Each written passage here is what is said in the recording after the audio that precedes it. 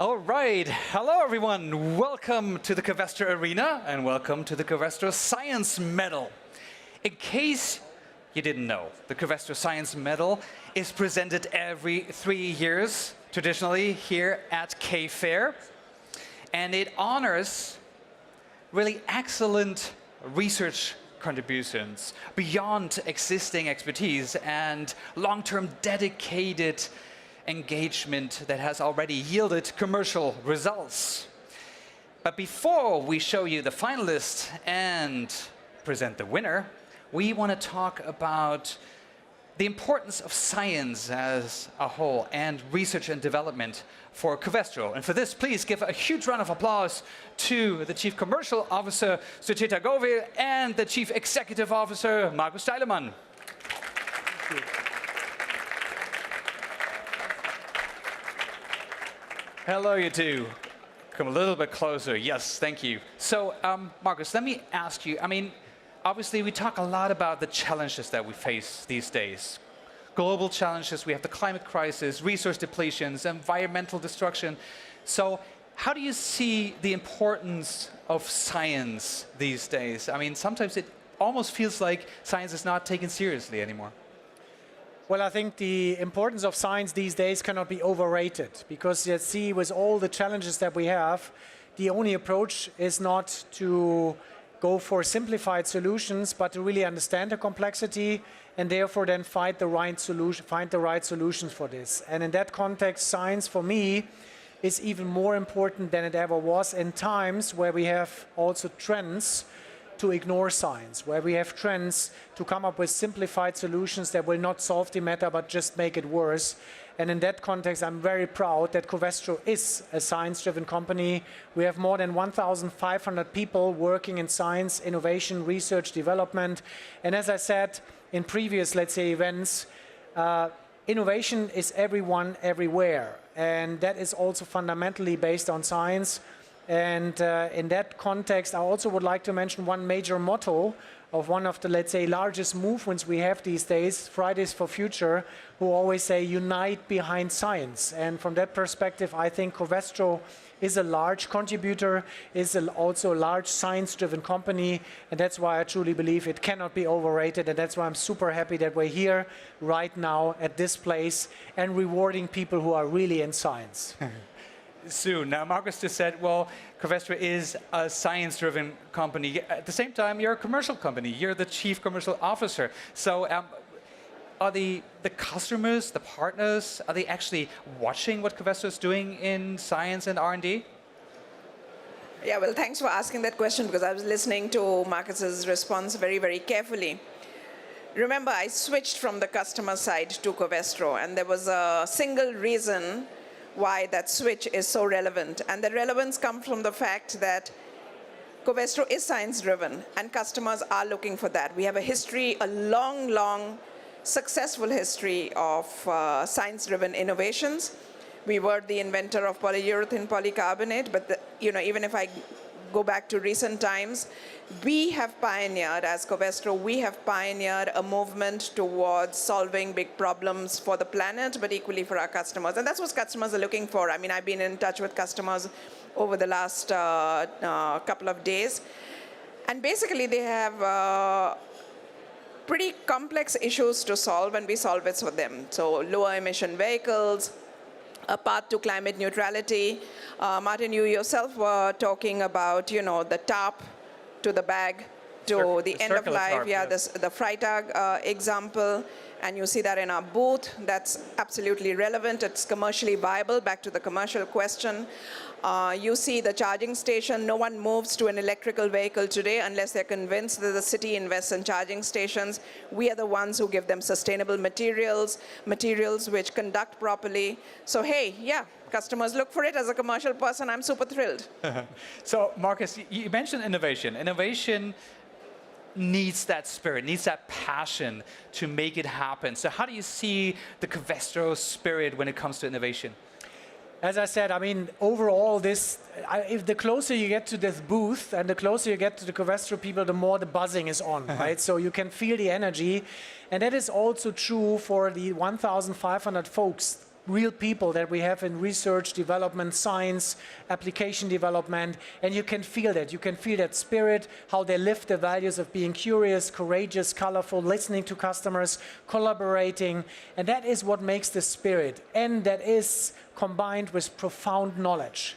And that profound knowledge, close to the customers, close to the technology platforms that we have, is geared towards circular economy, is geared towards the sustainability development goals of the United Nations. And if you combine all of this and see that innovation is everyone and everywhere in Covestro, coming back to the customers and consumers perspective that Sue was just alluding to, then you can clearly tell why this company is driving innovation forward, why we are perceived as a sustainability leader, and why this is all based on science, research, development, application development. And that is how you all round it up. So you bring the real problems of the world into successful solutions back to the customers, and then they solve jointly with us the real problems of the world. And that's why I'm so proud. And that is why we're also honoring and celebrating today our scientists, and that is how I really believe we will be a major contributor to solving the challenges that society and the planet are facing. Sue, one last question, because you mentioned the customers and the partners, and we talk a lot about, we can't do it alone. We can't solve all the problems alone. We have the spirit, we have the innovations, the science. So what do the customers, the partners, really expect from Covestro? I mean, with great power comes great responsibility, right? You said it, with great power comes great responsibility. And I think they expect three things. They expect an acknowledgement of the problem to be solved first and foremost. So it's not enough just to say, hey, help me drive my car faster, or hey, help me get a healthcare material which is colorless or which is not opaque. Those are days of the past. So they expect you to understand that the problem is complex. They have ambitious goals towards getting to climate neutrality and net zero. They have ambitious goals, financial goals. They need to still make money and profit. So they expect us to articulate that problem. The second thing is that they expect us to provide them the real material solution. So not just the philosophy. A lot of people talk big. I think our scientists, our engineers, put their money where the mouth is, and they really have very, very real solutions. So our customers are expecting the real solutions. And last but not least, I'd say they're also expecting the scale-up potential. So it's not just enough to keep it in the lab, but what the scale-up is towards solving for all those problems around circularity, around end-of-life solutions, around functionality, and yes, towards climate neutrality and those climate goals. Yeah. Thank you. You just gave me a great segue into what's coming next, because let's really stop talking and show some innovations, what really innovative spirit can do. So let's look at the two finalists of this year's Science Medal.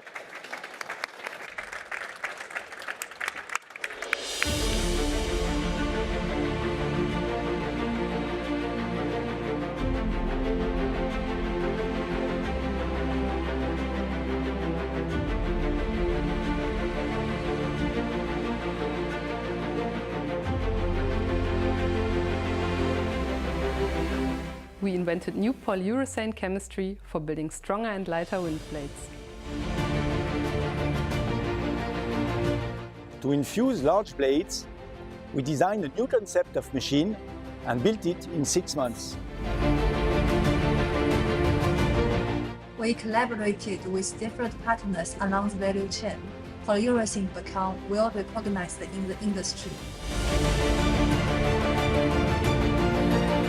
Total waterborne PU and the pathways of coating solutions help to reduce VOC and extend the lifetime of wind blades.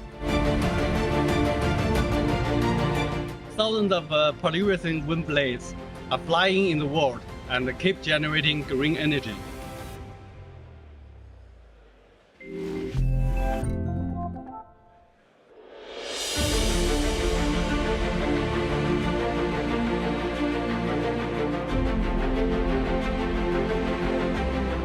Welcome. I am Daan van der Zwaag. And I am Fred Wickman. We have been involved in developing benign new cross-link chemistry for Covestro. Aziridines are an important class of crosslinkers with an excellent performance profile, but they have limited commercial applications due to high toxicity and unfavorable labeling. Their mutagenic nature in particular has been restricting their use. Our invention concerns polymeric aziridine crosslinkers that have very similar performance to traditional aziridines, with the key benefit of a much improved toxicity profile. We developed a completely new synthetic route that leverages Covestro isocyanates to make a high molecular weight polyurethane with aziridine functional groups irreversibly attached. Polymeric aziridines have three important advantages compared to traditional aziridines. First, and most importantly, a much more benign toxicity profile. 3 different externally run lab tests independently verified that they are no longer mutagenic, nor are they genotoxic. Thus, these crosslinkers contribute to good health and well-being in our operations and our customers. Second, they have a longer pot life, which leads to less waste and contributes to responsible consumption and production. Finally, these crosslinkers can be made from bio-based raw materials, which illustrates their potential for circularity and climate action. In conclusion, we developed a novel route towards low-toxicity polymeric aziridine crosslinkers.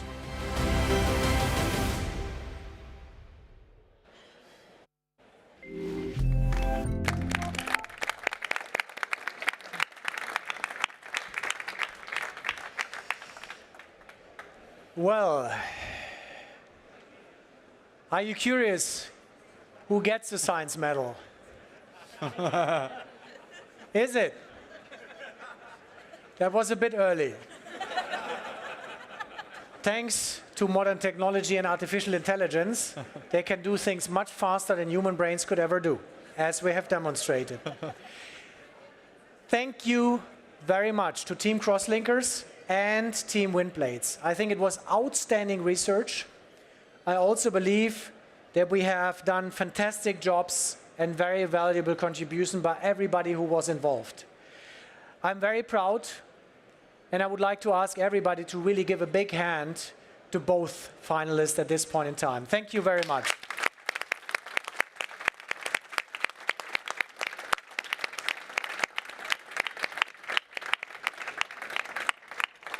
I believe looking at both projects with entirely different nature, what was, let's say, the target, but what was also the effort to get there, we can say that this is research and science at its best. I can also assure you it was a real hard choice that the jury had to take in this context. But we had a final decision, as you all know by now.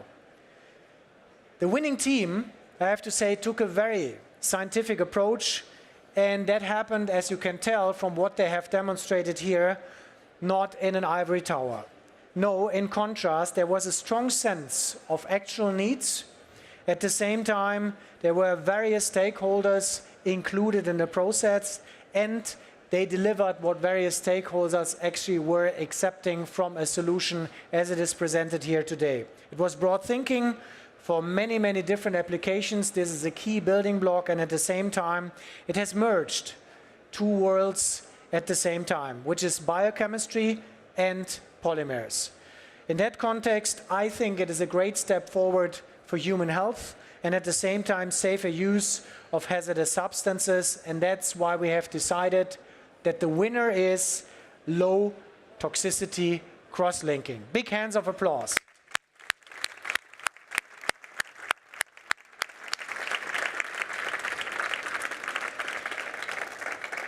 My personal congratulations to you now, here, but they will also follow in a few seconds from many other people.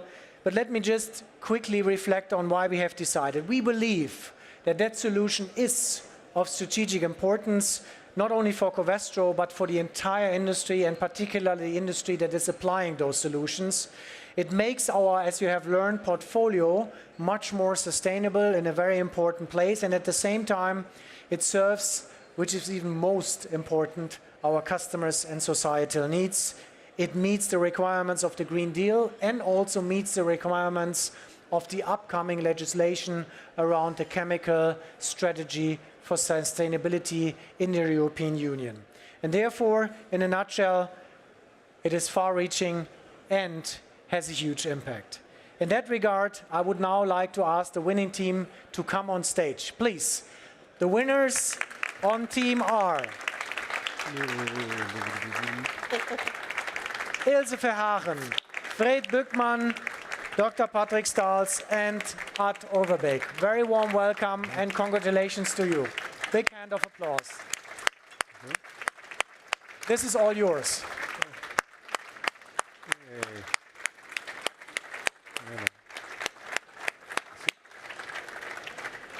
Well, and soon now we'll hand over the medals and the certificate.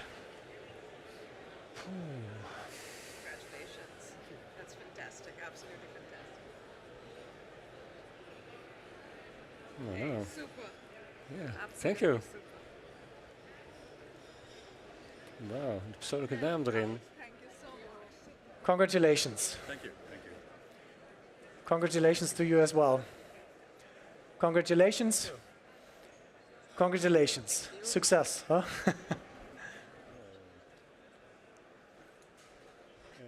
Yeah. Yeah.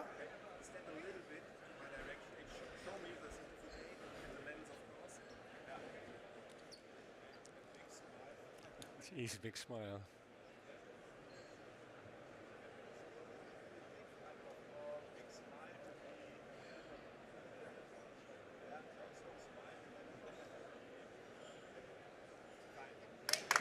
Woo.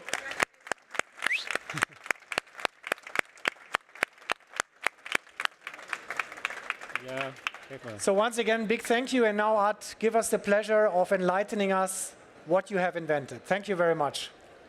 Yeah.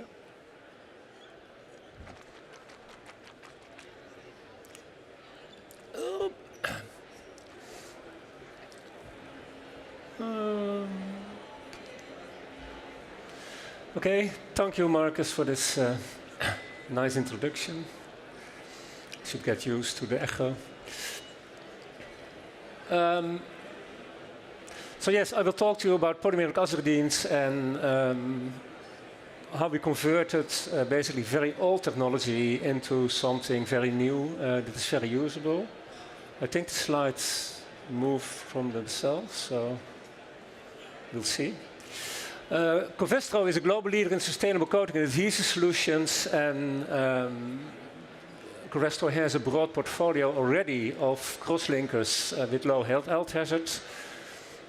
However, if you look at the market which is changing, especially waterborne is growing very fast, and in waterborne technology we do have a very nice solution already for hydroxyfunctional resins with our Ultra portfolio, which is very easy to use, very relatively safe to use, gives perfect properties.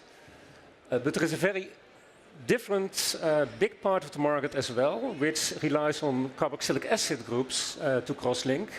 And with carboxylic acid groups, isocyanates, of course, will not work. They give bubble formation and all kinds of issues.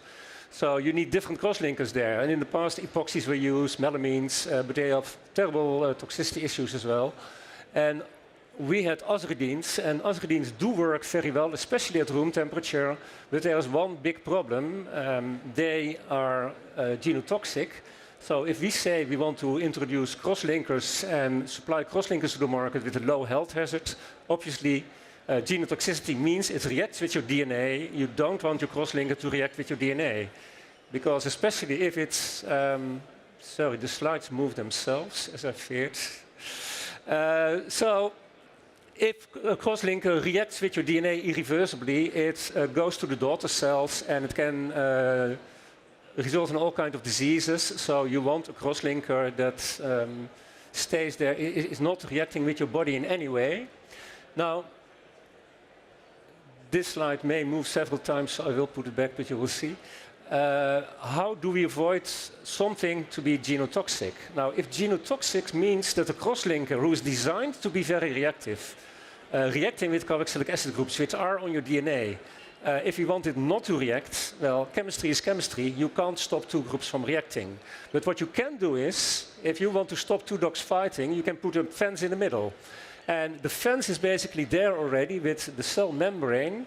So the DNA is in the core of the cell, in the nucleus, and there's a cell membrane surrounding the cell. So the discussion goes more from not genotoxic to how can we avoid that the crosslinker will pass the cell membrane. And if you look at the cell membrane, it's a bilayer of phospholipids. There's some transporter proteins in there. It's a very mobile thing. To be clear, the surface of a cell is regenerating itself for 50% every hour. Can you imagine? It is totally mind-blowing, and 5% of the cell surface is being built new every hour. So a cell is an extremely dynamic process, constantly exchanging materials. So how to avoid something to get in? Well, for a start, something low molecular weight with that fairly open structure, because it keeps moving and there keeps being openings. You have to increase the molecular weight so that it can't get into a narrow hole between several molecules in the membrane. So we have to go to a higher molecular weight. And we found if you go to a molecular weight of about 1000, which is more than twice the molecular weight of the original crosslinker, there is no problem anymore, and it will not go in by diffusion. However, a cell has all kinds of ways to get material in, and one thing is a cell needs energy. And energy, it gets that from glucose. So this blue transporter channel is constantly open for the entry of glucose, and it's a sort of assisted diffusion. As soon as glucose comes there, it sort of bends like this, and then it bends like that, and the glucose just goes in. And it recognizes that structure. So why am I telling that? Well, if we want to have a good, useful system, in water, we have to disperse it in water. It has to come everywhere in the coating. So if you take something hydrophobic, like an oil, it will not mix with water. An hydrophobic crosslinker will not go into the water. So we have to preferably hydrophilically modify the crosslinker in order to have a smooth take-up in the water phase. And if you then do the typical thing and you take a long polyethylene oxide chain and you put it on the crosslinker, then what is happening is, if this is the crosslinker, the polyethylene chain is wrapping around it. So what is the transporter cell seeing? It sees polyethylene oxide. It sees CCO, CCO, CCO repeat units, and glucose is exactly that. It has an hydroxy, two carbons, and so you are basically, it's sort of invisibility cloak. You make a stealth molecule, as they call it in pharmacology, that is invisible for your cell as being something you don't want. So it's a sort of Trojan horse that is happily invited in because the cell thinks, this is my energy, this is my fuel. But in practice, it is something that will react with your DNA and will make all kinds of troubles that you don't want. So we fortunately found other ways of hydrophilically modifying it, so there are ways around that with different molecules, shorter molecules, but that was clearly a hurdle. And then there's a third entry mechanism, and to be clear, there are libraries being written on entries in cells. It's really terrible. I made a separate mailbox for my alerts on cell entry, because every day you have 6 to 10 new articles coming in. And it's crazy. So endocytosis basically means if you have a surface, then something comes here, the cell sort of dips down and then engulfs it, takes it in as a sort of bubble, breaks it open and start digesting it. So a cell is constantly eating and drinking in that way from the environment. And it is, for example, known, a very familiar thing in this chemistry is in coatings, you use sodium sulfonates for stability. They are perfect stabilizers, but sodium sulfonates are known and has been proven to be promoters of endocytosis. So you stimulate the cell to think, hey, that's a sodium sulfonate, zoom, let's get it in. And that's exactly what you don't want, because as soon as you pass that barrier, it will go to your nucleus, it will react with your DNA, and you're lost.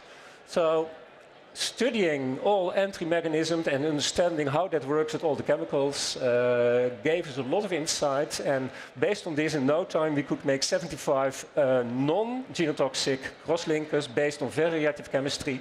And from that, we looked at compatibility, how does it work in stain resistance, etc. And we came to a very nice selection. And you see a molecule here, which is typical for the type of crosslinkers we are designing at the moment. So we have a very strong isocyanurate core.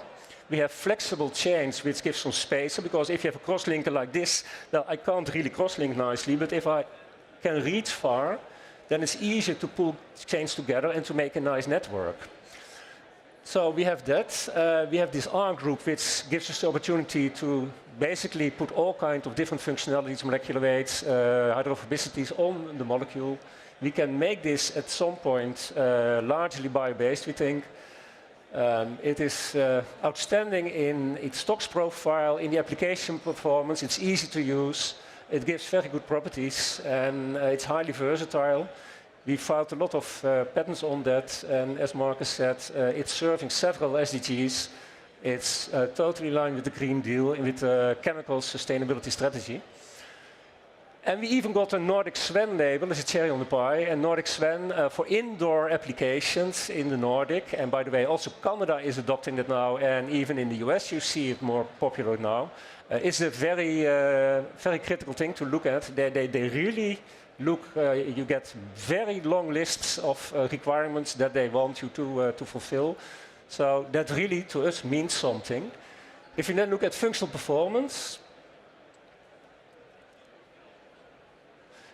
for start, we introduced 3 crosslinkers, and we used a little bit of solvent to make it easier to mix in, because the crosslinkers of that molecular weight with the hydrogen bonding we have of the urethane bonds is becoming quite viscous.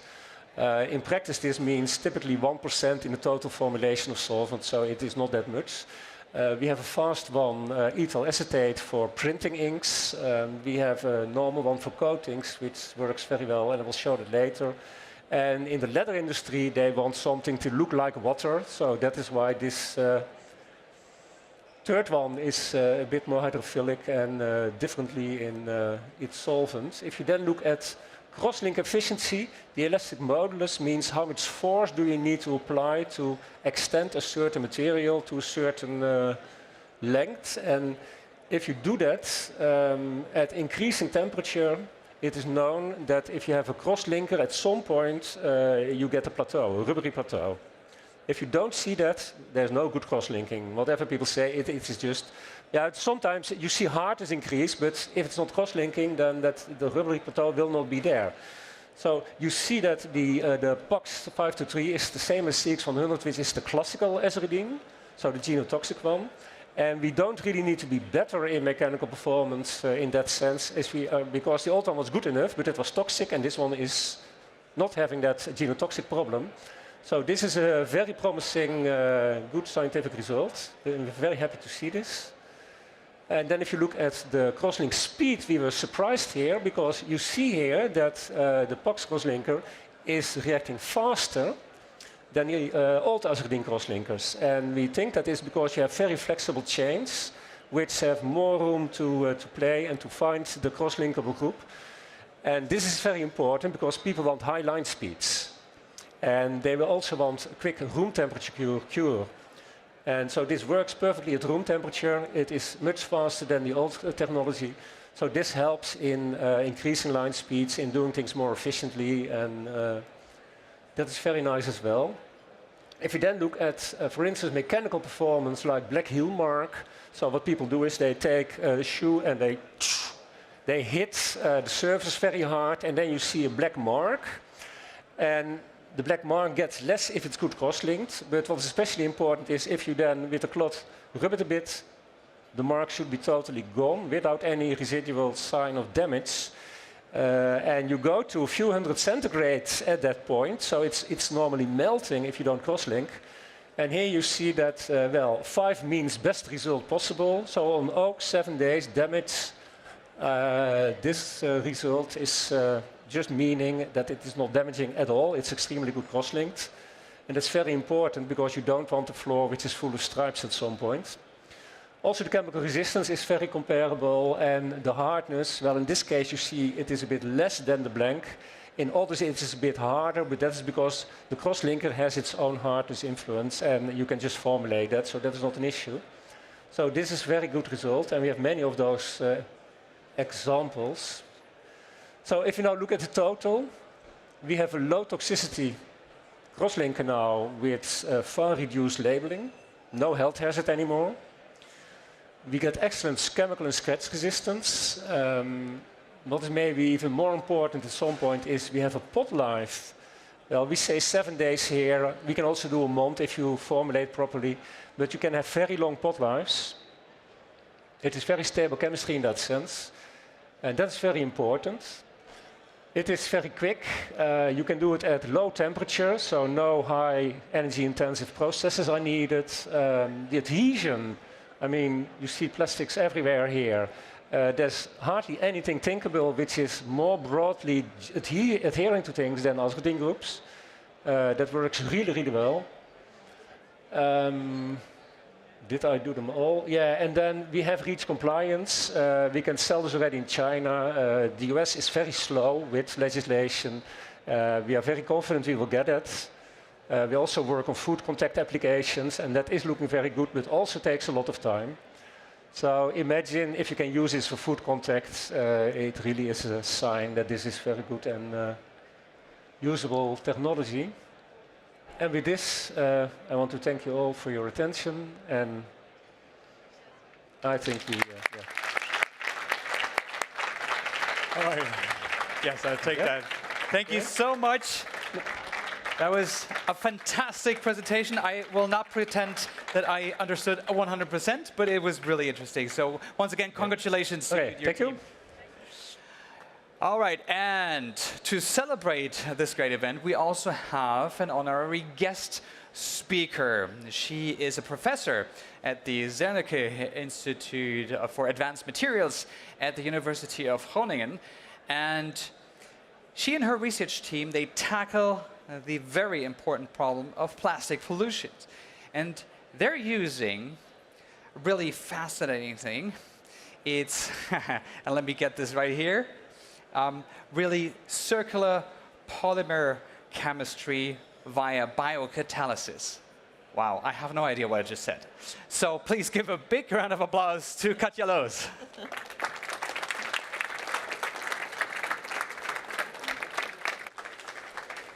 The clicker? Ah, yeah.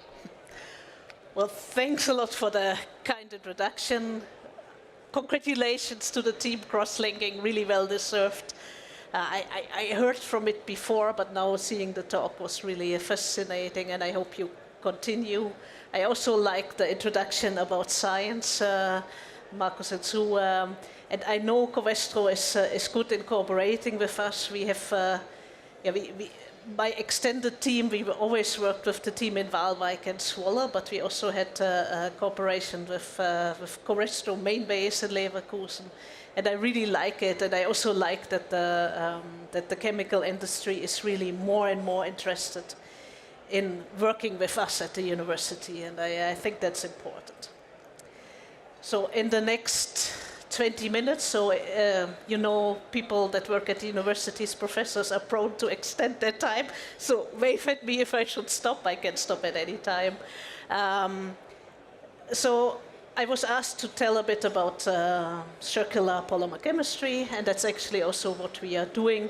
In the short time, I cannot tell you everything we do to make the circle round, and we are also working hard on that, but it's difficult. So we are aiming to do a lot, and we like to use enzymes for all kinds of tricks in polymer science. And I think I don't need to tell you why we are doing that. We have quite some PhD students from Indonesia, so that's what you see there, unfortunately, still in these countries. But also, yeah, I mean, if you are going to the beach, I mean, we are also Groningen is in the north of the Netherlands.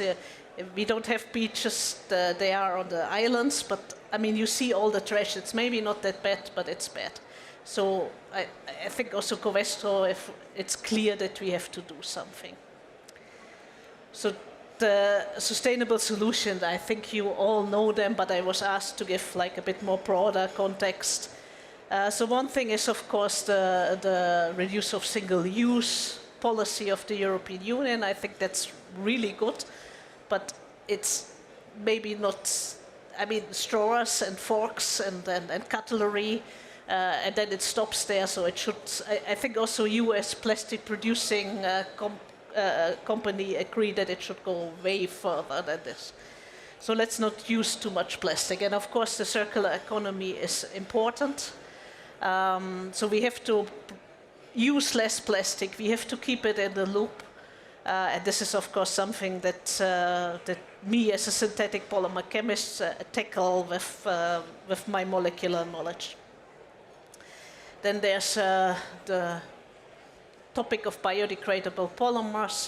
There was just like 1 year ago the SAPIA report to the European Union. I was part of the SAPIA team writing that, and that was actually the first time I thought in that much depth about biodegradability.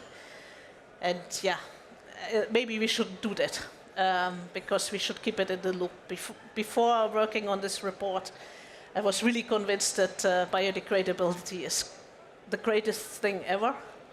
Yeah, but maybe we shouldn't do that, and just for very, very selected applications. And of course, bio-based polymers are interesting, but if something is bio-based, it's not automatically recyclable or compostable or biodegradable. So these are 4 solutions that we are all thinking of, and we have to combine them all. And yeah, we at the university have problems convincing, for instance, the Dutch Science Foundation to get money for research in this.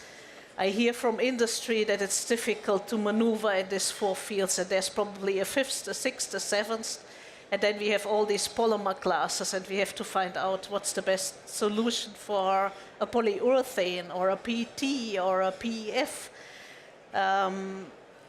And I'm happy that industry and universities and governments, so in the Netherlands it's called the triple helix. I don't know if this is actually a universal thing, but yeah, that we are really talking more, because otherwise we are really running out of time. I think you all know the predictions of the Ellen MacArthur Foundation, that if we don't stop, that in 2050 we have 1 fish, 1 plastic bottle in the sea. So what we are doing already a long time, that we work with enzymatic polymerization as a green way of making polymers. So we are replacing normal catalysts that I teach in my introduction to polymer chemistry by enzymes. So yeah, this is of course the conventional route, and so we are using enzymes as green polymerization methods. And a couple of years ago, we really shifted into more bio-based monomers also. And right now we are shifting again into more, if we even need to use solvents, so we cannot use in the bulk, that we go to green solvents, deprotectic solvents, supercritical CO2, ionic liquids, but I also know the discussions about ionic liquids. So we are trying to get the whole process green. And we also work with enzymatic recycling, depolymerization. So we try to do things with enzymes, and why actually, I'm really convinced that enzymes are really efficient catalysts. And if you compare your organic chemistry textbook with your biochemistry textbook, you can find the same reactions there. So let's do polymers. If they need a catalyst, let's do them by enzymes. It's an environmental friendly process. Mild conditions are good, but sometimes your monomers just melt at 250, and then the enzyme will have a problem. So also you have to all take it with a grain of salt. They are compatible with each other, so next door there's really nice food. If you have some couple of enzymes right now, digest the nice food, and we also can use that in vitro, have a cascade of enzymatic reactions from biomass to polymers. That would be nice. And they are not bound to their natural roles. You know that from the pharmaceutical industry, they do a lot with enzymes already. So you can make ester bonds with amide bonds with an enzyme that cleaves ester bonds. So you just have to know how to do that. So you have a real big spectrum of reactions, and you have selectivities. But I think for commodity plastics, you don't need that. So if you are interested in this topic, there's right now just one textbook that you could buy. Usually I speak for university or at conferences, and then I say don't buy it because it's expensive. And if you work at the university, you have these things for free. So 2 years ago, our colleagues from Japan wrote Advances in Polymer Science Springer book, and together with Nico Bruns, I edited a methods book. But I think industry people, you don't have free access to stuff. So yeah, they are all expensive, but these are good books to read. So if you think what was done before in polymer science, actually not a lot, unfortunately not a lot.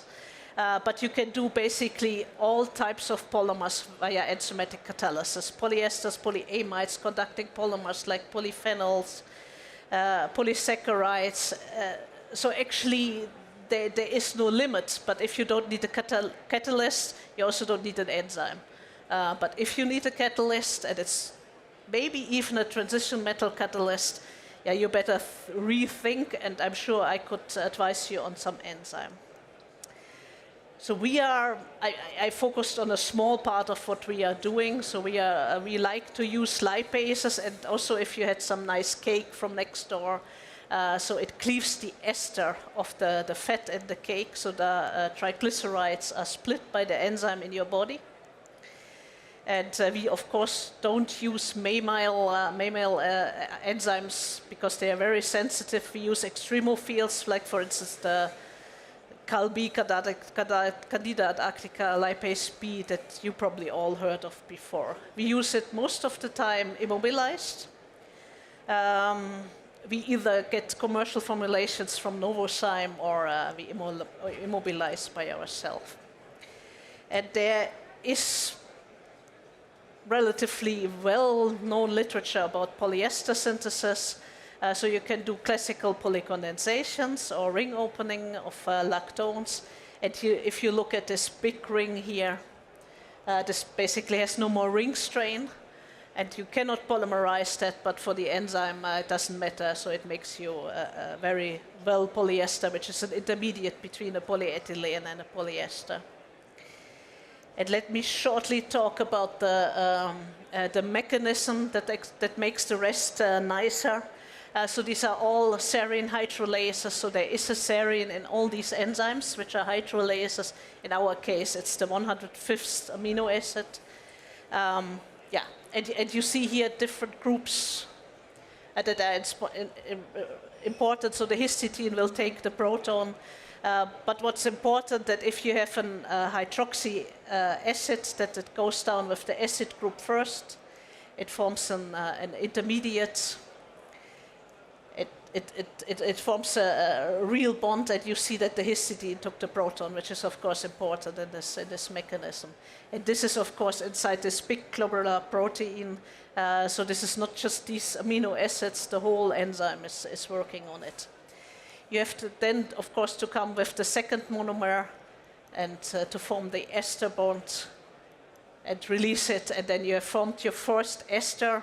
And if you pull it out, you have a polyester, and you get really high molecular weight. If this is soluble, it works very well. So it's important that you form this acyl enzyme intermediate, and you release it in your body with water, so it splits the fat. You can form a per acid. You can form an ester bond, so the reverse of the natural reaction. And if you feed it an amine, you can form an amide. So you can make polyamides. And I just want to show you a few examples what we are actually doing with that. One which is also like a textbook example of monomers which are notoriously hard to polymerize is itaconic acid because of this double bond. So if you want to make the polyester, you have to heat it very high, radicals are there, it will cross-link. So in our case, we of course don't need high temperatures, so we are using like 80 degrees, 60 degrees if necessary, and then we get an uncross-linked polyester with itaconic acid, and then we cross-link it later, for instance, in the 3D printer. And it works very well, so this is just out of many, many works we did.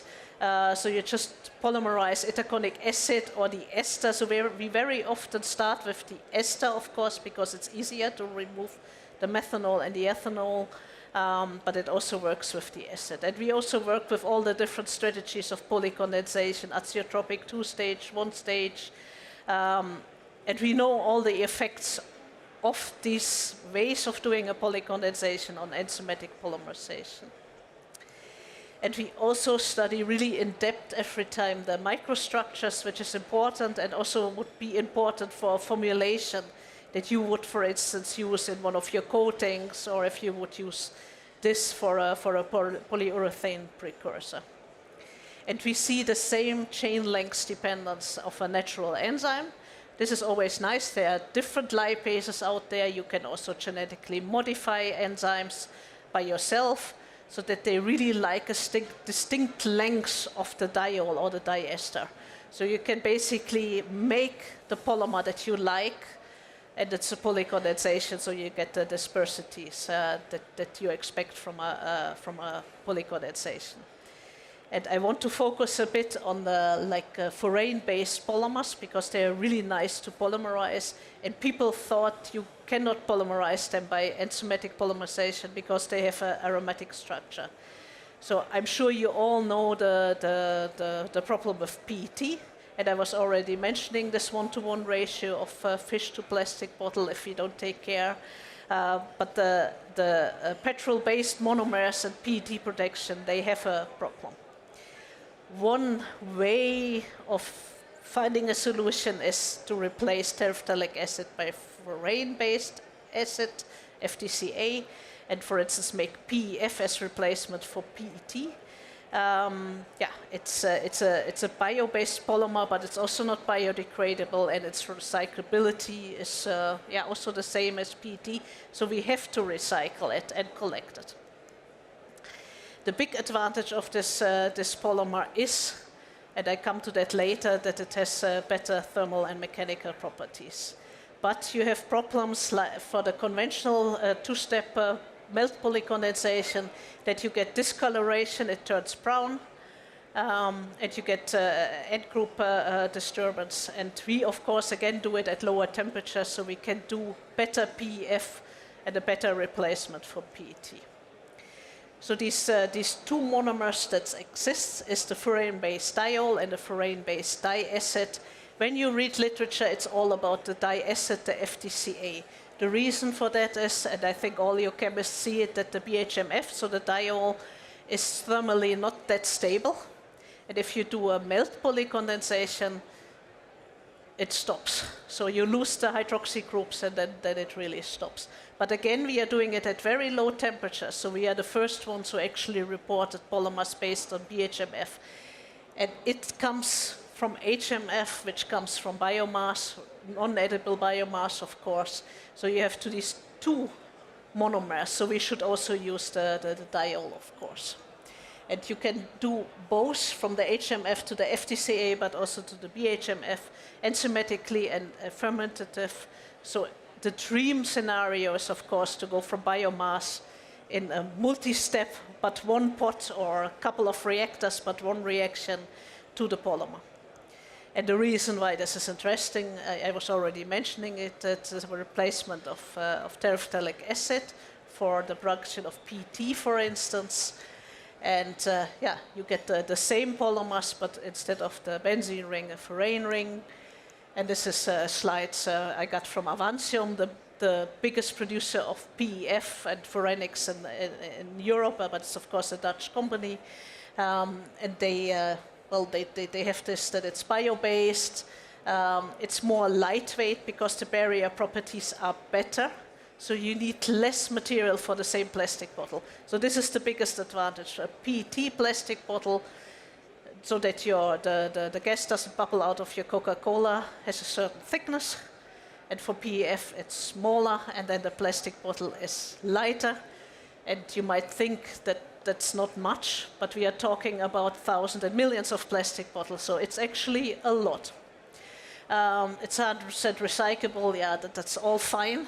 It also has a bit better thermal properties, but it's also still not for a cup of coffee. It's commercialized quite aggressively by Coca-Cola, while there is no pure PEF plastic bottle out there yet.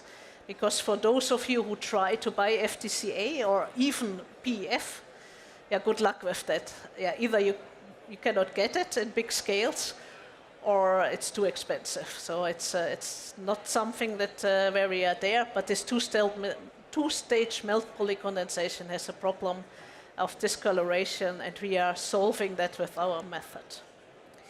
So with our enzymatic polymerization so far, we made polyesters, polyamides, furan-based copolyesters, and polyester amides. And I just want to show you a few of them, which I find interesting because I cannot show you all, but if you're interested, you can ask me later. So in principle, it's easy. You take the furan-based diol, the HMF, with something flexible, diacid or vice versa. You put the enzyme in and you get FDCA-based polyesters or BHMF-based polyesters, or polyamides, and that all works. So for instance, for the polyesters, we screened quite different lengths of aliphatic flexible diacid.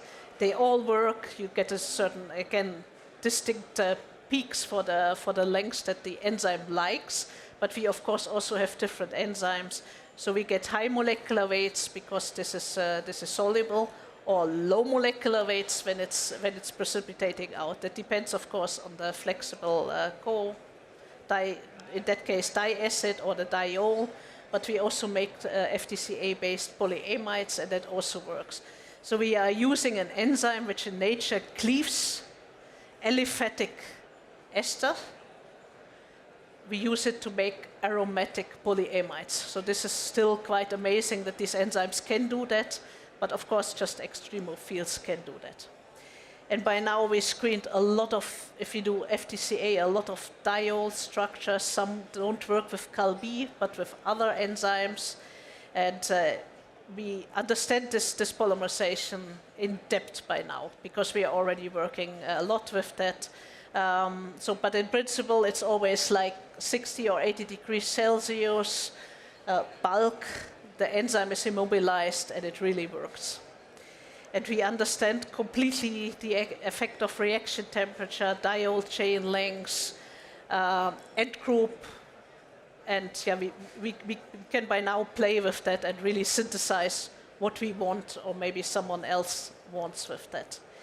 And we also find that in the case of polyesters, we would even get better processing properties if we would something else than PEF.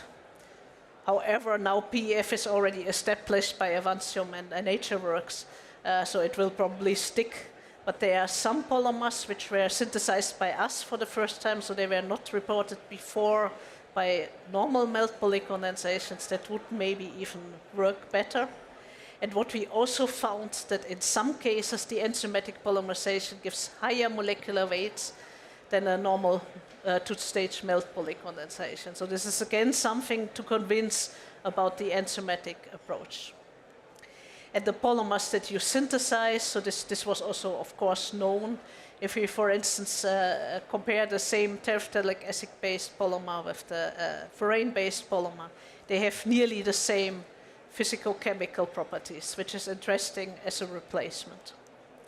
And also for the polyamides, but there is basically no terephthalic acid-based polyamide on the market, and they are hardly reported in literature, so there's nothing to replace here. Yeah, so that's not very interesting for us and also not for you. And this is our dream reaction, the polycondensation of FDCA with HMF to get fully aromatic, but then also maybe a polyamide. But this is, of course, a bit heavy for the enzyme. So here we would need to work with cloning a new enzyme, which we are doing. But we also have, of course, chemical strategies that we co-feed it something flexible on the side. So if you have you can either co-feed a flexible diol or a flexible diacid. And I don't have time to explain you more, but there's a lot that we learned about the mechanism of these reactions. Because you really have to release this acyl enzyme intermediate in the beginning with something flexible or something aromatic, and you learn a lot about it. But these polyesters with a high amount of aromatic structure in there, they have really good thermal properties. Yeah, for the processing window is quite open, and they're also quite stable after you've processed them. And they are semi-crystalline, and they are really interesting polymers, and we get a lot of questions about them after we publish them. And this is also something we did together with Covestro, with Rolf Albach, who's sitting there in the back. So he and his team were actually interested in very short forane-based polyesters, in principle short PEF, but with a 100% end group fidelity, so really 100% hydroxys at the end.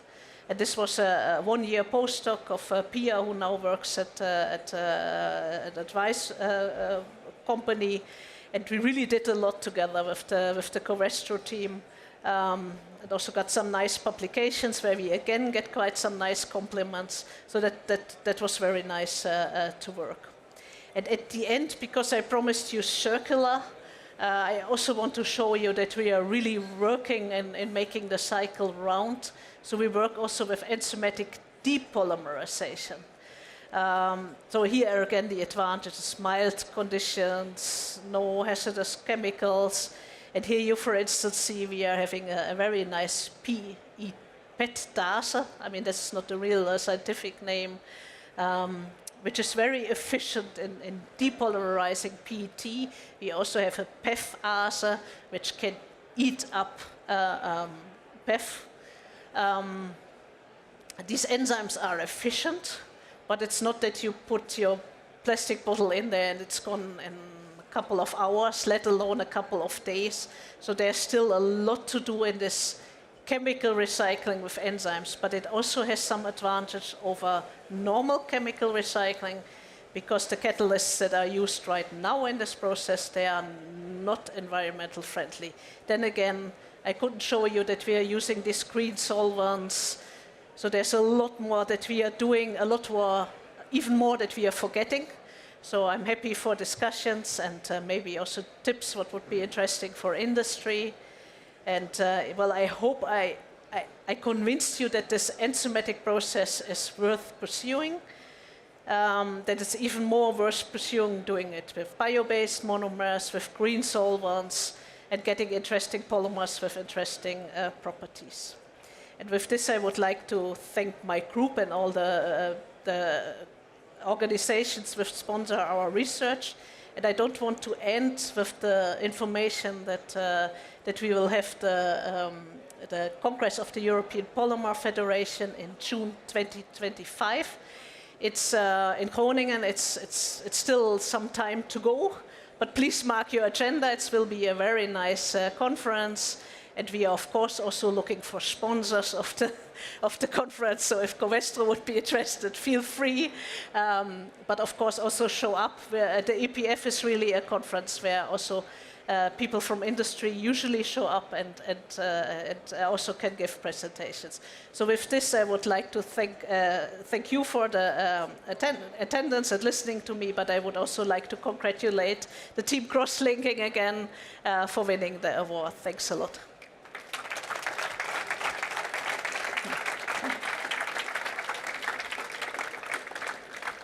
Thank you so much, Katja. You've answered all of my questions, but maybe the audience has some questions. We do have some time, and you said you wanted to take questions. So we have microphones. Do we have any questions from the audience? This is your chance to ask. Yes. Very nice talk. I have one question. Enzymes often are expensive, so I presume you want to recover them and use again. So how many cycles can you do? Because we did calculations in the past, and after 20, 30 cycles, our enzyme went down in effectiveness too much to keep using it, and it was not economically feasible. Well, that depends on the way you immobilize them. There are, of course, smart strategies. In our case, we do the polymerization in milligram scale, and we just throw it away. But we also know of ways how to keep them alive. What we always see is that it's they lose 20% in the first 2 cycles, but then the 80% stays. So this is really the extremophile activity. That's not a scientific term. That's what I'm calling it. So you already calculate this initial 20% in, but then it's more than 20 cycles if you immobilize them well. And we are in Düsseldorf Auto Display, a company which displays enzyme on the outside of an E. coli, and they are really extremophiles. So there are ways there we can again learn from pharmaceutical industry, because they also do the same reactions, and they do it for 100 cycles. Yeah, and the price, you know, at the university, that's not, but they are expensive as long as no one is using them. But if a big company would do enzymatic polymerizations and would buy them in bulk, of course the price drops. And you could also even ferment them yourself. I mean, it's not witchcraft to make enzymes and to immobilize them. So it's really something but I think it's more expensive to change the production process. Let's say now you have a production, let's talk Avantium, because I was talking about PF. There's a way to make the PF. To change it now to enzymatic would cost, I think, more than buying the enzyme and using them for the next 20 years. But if you would build a new company, I think you should really look into that. All right. Do we have any more questions? Yes. Hello. So thank you very much for your nice talk. I was just wondering, how do you usually go forward when you are looking for catalysts? So are you just looking which is available and then you try different reactions on the known enzymes, or do you use some kind of modeling the enzymes before you actually run the reactions and experiments? So usually when we, let's say when you talk about a certain polymer, we look at the bond formation and which enzyme usually does it, and then we try a commercial one, and then we are maybe lucky and it works. If it doesn't work, but we are convinced that it should work, so we look for other enzymes or we clone them. So in silico design would be great, but the computers are still not fast enough because the system is big. But a biotechnologist knows a bit like, oh, I take this amino acid out. And so usually it's really like, which bond do I want to form? How does organic chemistry, pharmaceutical industry do it? Let's try this enzyme and just test it. Yeah, so like I said, we do a couple of milligrams. We check NMR, DSC, TGA, and then we already learn a lot. And we really love commercial enzymes because that's easier. But we are able to clone, and once you have the genetic code of this enzyme you want, you can scale it up as very easily. Yeah. But it's like trial and error, more or less. All right. Do we have any more questions for Katja Loos? One more, yes. Hello, Katja. Very nice talk. Thank you. You've shown one slide where we've seen a small acrylic particle, I suppose a dispersion, and you put a coating of the enzyme on this particle. And you say this increases the stability. Yeah. So can you explain that?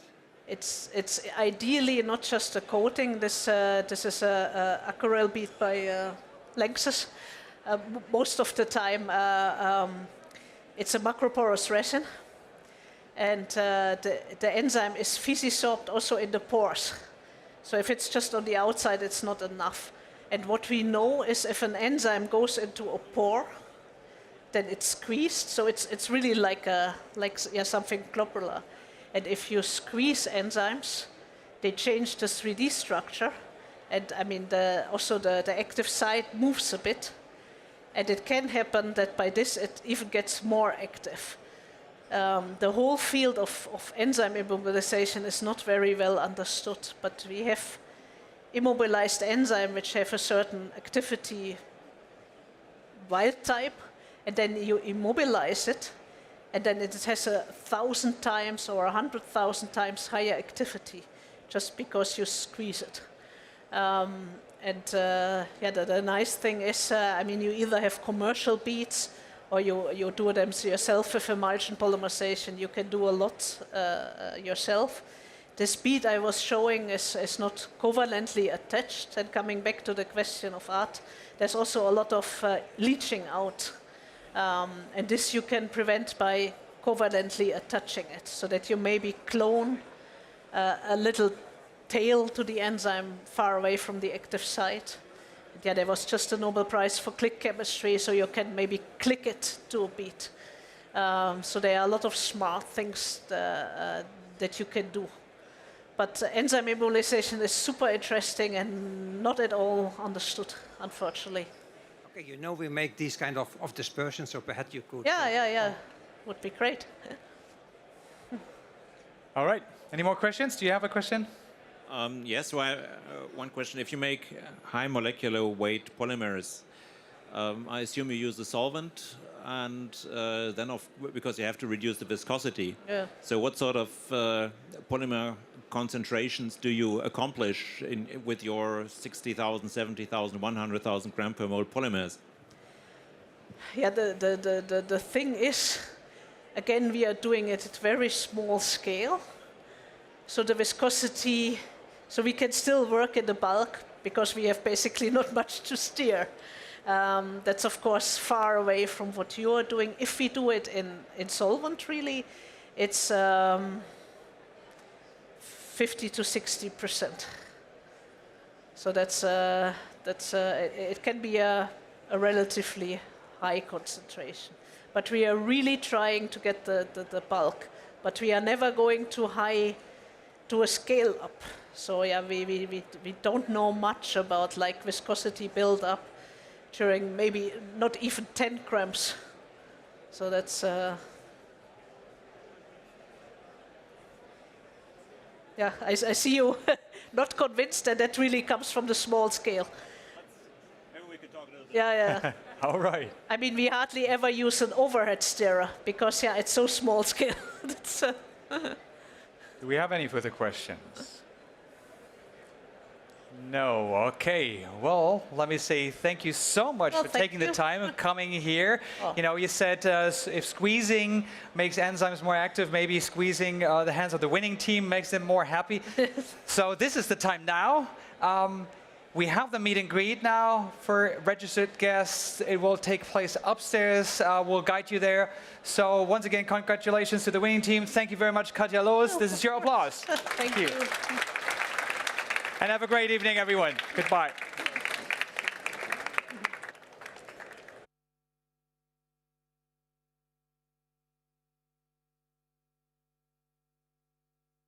Thank you.